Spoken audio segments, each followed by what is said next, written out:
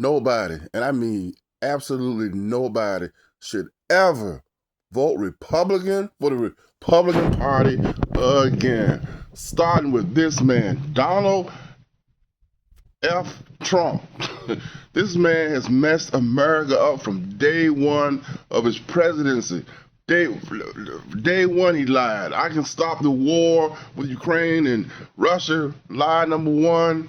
Blaming Ukraine for starting the war. Another lie. This man just lies and lies for no reason. Hiring Elon Musk and that Doge bullshit. Uh, letting Doge mess up the Social Security Administration. Got missing files now. I mean, it just goes on. The illegal terrorists, right? We're going to take Canada and we're going to take Greenland. Oh yeah, and every time he told that lie, it was all because of what? The Epstein file. Every time, everything he does is he's trying to get away from the Epstein file and starting the Iran war. That was for no reason. For no reason, started the Iran war and lying about that. They can't even tell you what. That's the illegal war. First of all, didn't go through Congress. Didn't talk to NATO. And they can't give you a reason. 1 minute is a war, next minute is an excursion. It's all a bunch of lies. Donald Trump's the biggest liar con man of all time. Okay, nobody should ever vote Republican. Nobody. I say for the next 30 years, vote Democrat. This man lies his butt off. Pam Bondi, they all lies. Pam Bondi, Kash Patel, they're all liars. Everybody in this organization, nobody's nobody's qualified for the job. Kash Patel, Pete Hegseth, all unqualified assholes whose only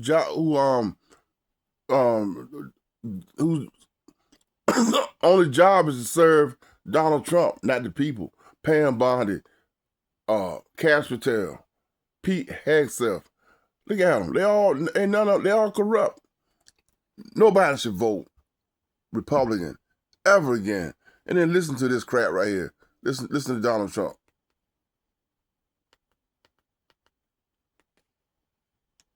He's so close to striking with Iran.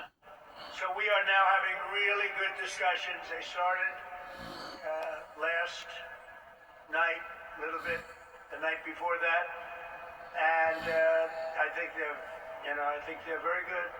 They want peace. They've agreed they will not have a nuclear weapon, et cetera, et cetera. But we'll see. You have to get it done. But I would say there's a very good chance. And it began when I said that we were planning tomorrow on shooting down some of their power plants, and we're going to hold that up. Hopefully we won't have to do it.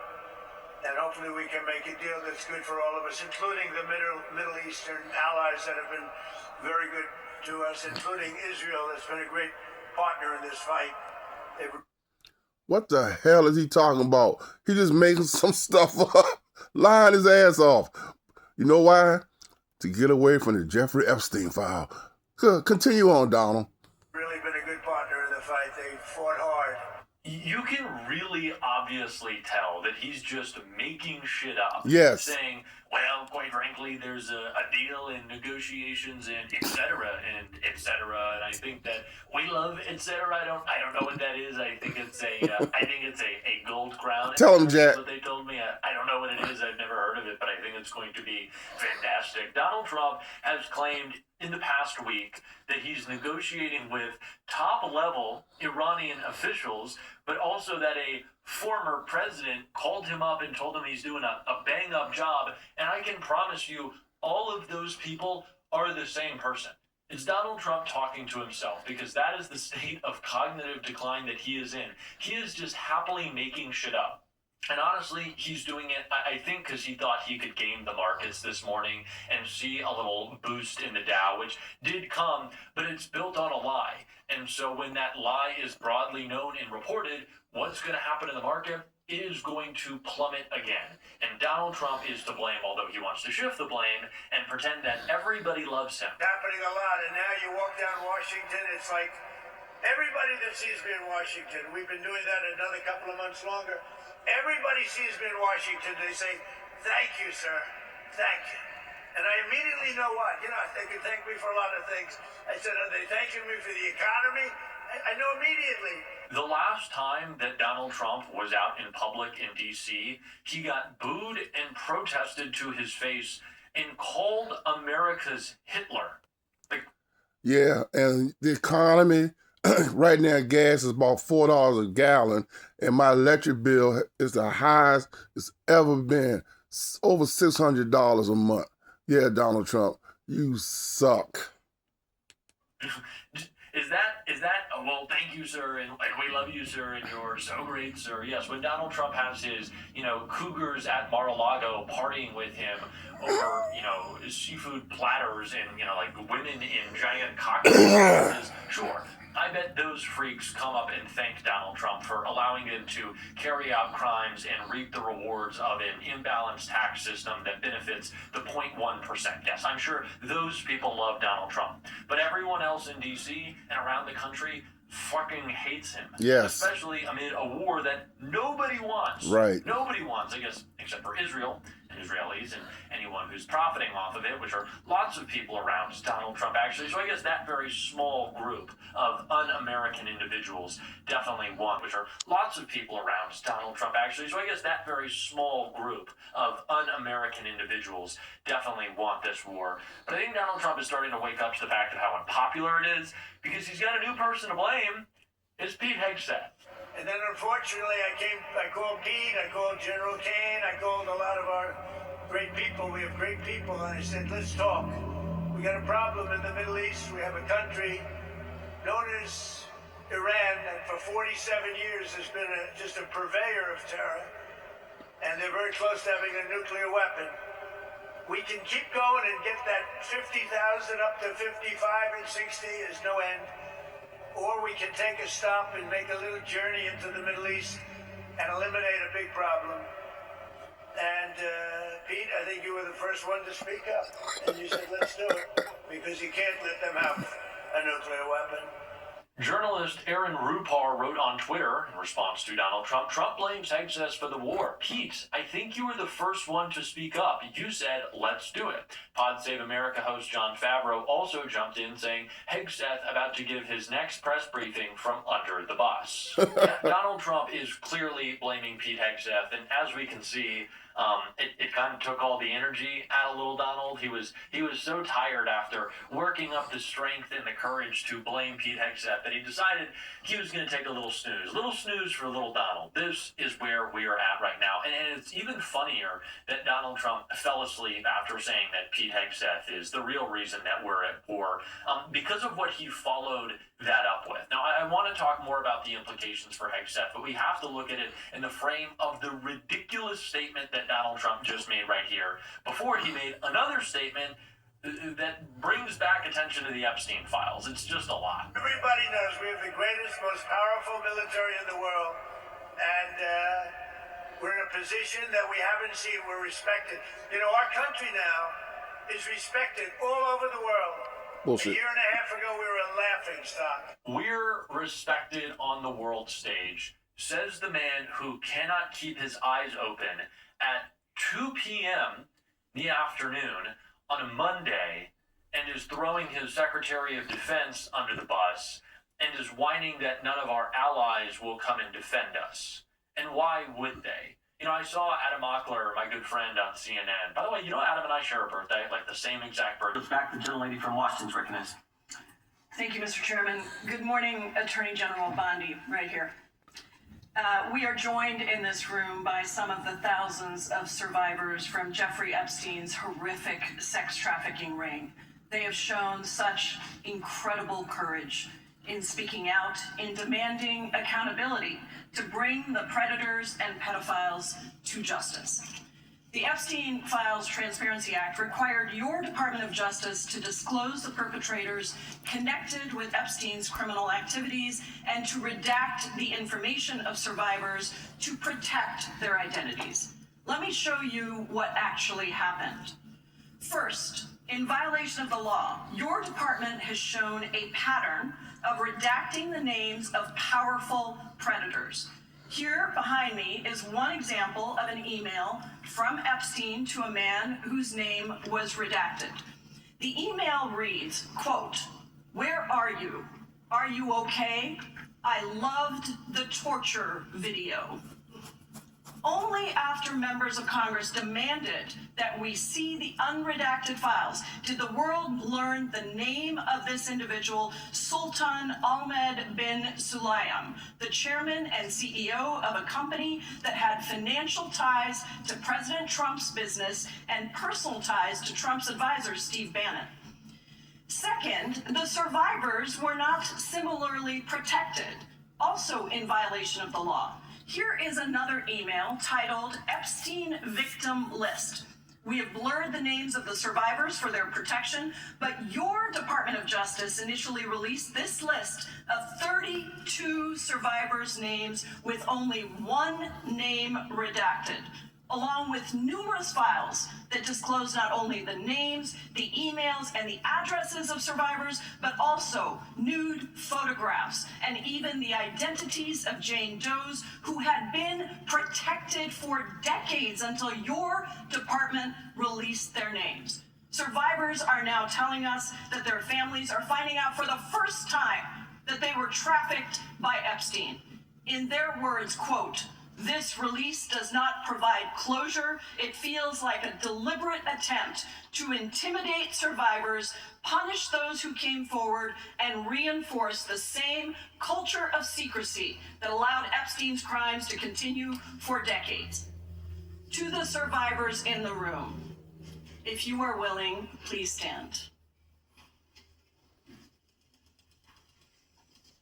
And if you are willing, please raise your hands if you have still not been able to meet with this Department of Justice.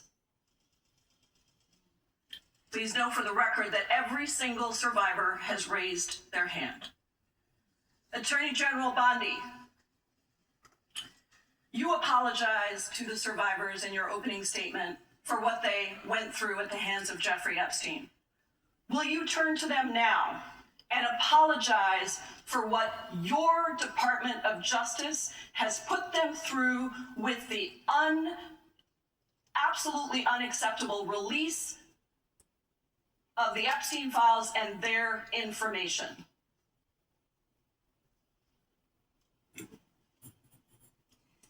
Congresswoman, you sat before Merrick Garland sat in this chair twice.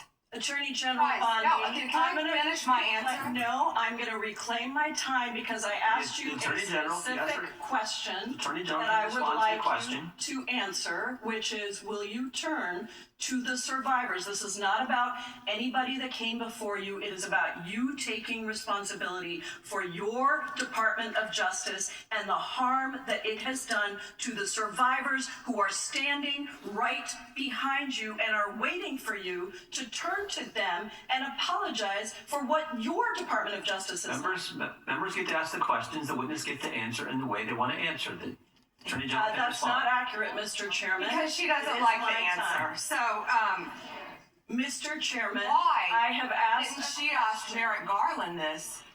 I'm twice reclaiming when he my sat in time, my and chair? when I will reclaim my continue to time, answer. it Mr. is. Chairman, the gentleman has I'm reclaimed not your going time. to get in the gutter for her theatrics. The time belongs to the gentlelady. The gentlelady has 17 seconds. Thank you.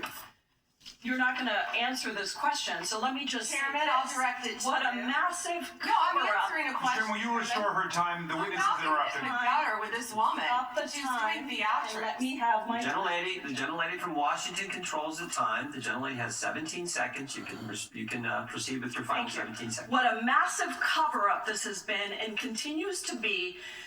Donald Trump made the release of the Epstein files the center of his political campaign because he thought it would benefit him. Then you got into office, Attorney General, claimed to have a client list, only Regular to order. then say that there was no list. Your deputy, Time- Todd time Blanche, of the- met alone time of the with gentlelady Ghislaine has- Maxwell time of the and gentlelady has transferred her expired. to a minimum security prison. And now you continue The the time of the cover-up. And gentlelady I has wish expired. that you would turn around to the survivors who are standing right behind you and on a human level Chairman, apologize Chair now to recognizes the them chair. for what you have done. Time of the I gentlelady yield expired. back. The gentlelady, you have no time to yield back. Yeah, We true. appreciate that. We appreciate the thought. I'm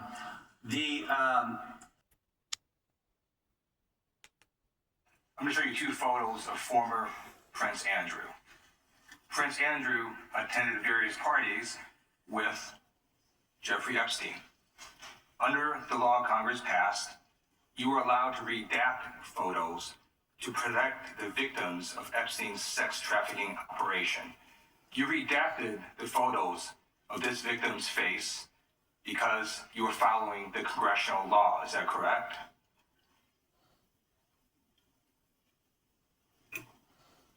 I'm sorry that we redacted the victims. Because you were following the congressional law, correct? Yes. Okay.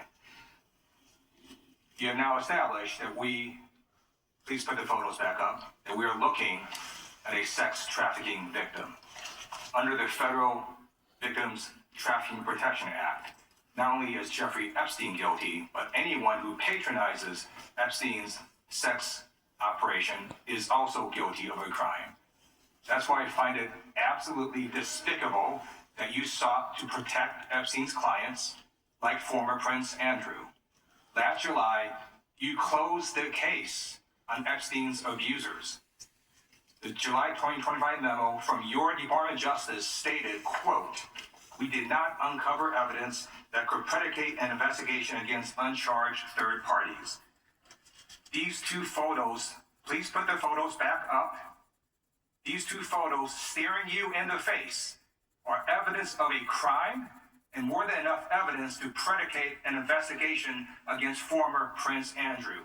So I ask you, Attorney General Pam Bondi, why did you shut down this investigation last July, and why have you not prosecuted former Prince Andrew? I don't believe you asked Merrick Garland these questions when he was Attorney General and sat before. I agree with you. You I tried. reclaim that time. No, I agree with you. I agree with you. During the Biden administration, I called for people looking at Epstein files.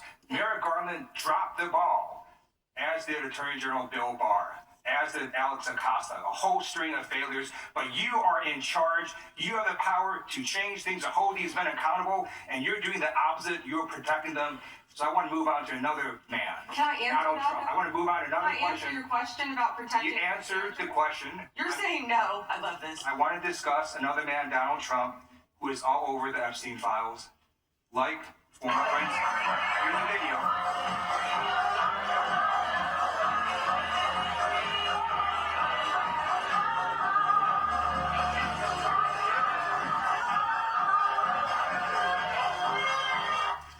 Like former Prince Andrew, Donald Trump attended various parties with Jeffrey Epstein.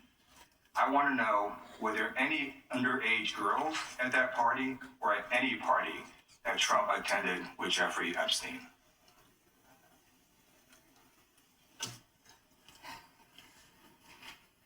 This is so ridiculous, and that they are trying to deflect from all the great things Donald Trump has done. There is no evidence that Donald Trump has committed a crime. Everyone knows that. This has been the most transparent presidency.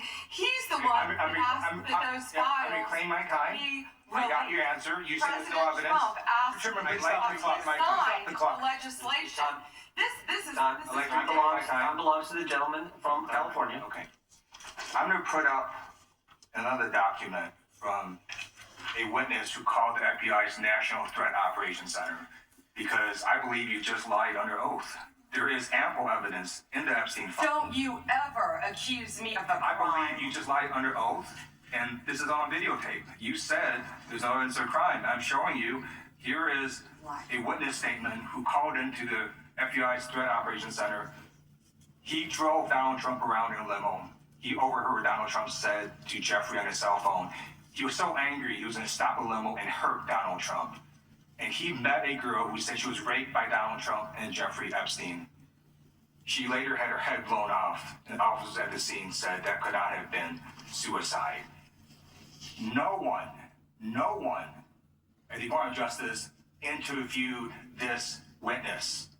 You need to interview this witness immediately. Epstein should rot in hell, so should the men who patronized this operation. And as we sit here today, there are over 1,000 sex trafficking victims, and you have not held a single man accountable. Shame on you. If you had any decency, you would resign right after this hearing concludes.